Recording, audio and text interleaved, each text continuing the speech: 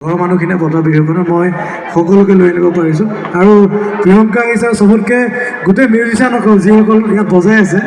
আমি একেলগে শ্ব' কৰোঁ অফ ছিজন গোটেই শ্ব' কৰি থাকোঁ এটা জোৰকৈ হাত চাব দিলে তেওঁলোকৰ কাৰণে বিৰাট ভাল লাগিব আৰু কমকৈ হৈছে কিন্তু আপোনাৰ জোৰকৈ লাগে আমি বৰপঠা হয় হাতাই দিব কেলা দিব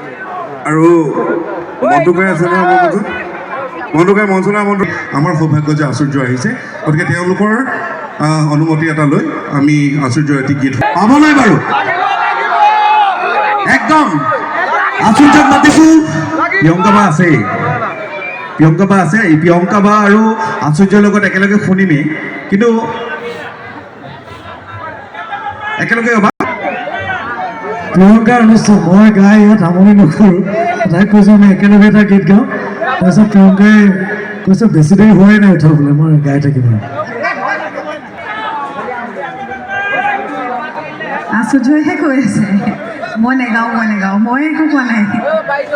মই কৈছোঁ যে সময় হ'ল আমাৰ যথেষ্ট যাবই হ'ল আৰু এতিয়া কোনো এনেও বেছি দেৰি আমনি নকৰে পোহৰে হ'ব এতিয়া পোহৰ হ'লেই চাগে 3:30 বাজিল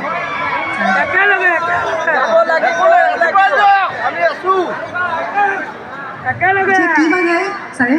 কি গাব শুনা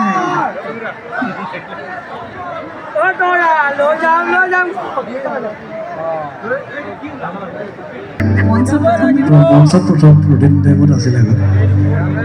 এবাৰ প্ৰিয়ংকাৰ কাৰণে মই আপোনালোকৰ কথা জোৰকৈ হাত চাব বিচাৰিম আৰু গোটেই মিউজিচিয়ানসকলৰ কাৰণে মই জোৰকৈ হ'ব লাগে চিঞৰ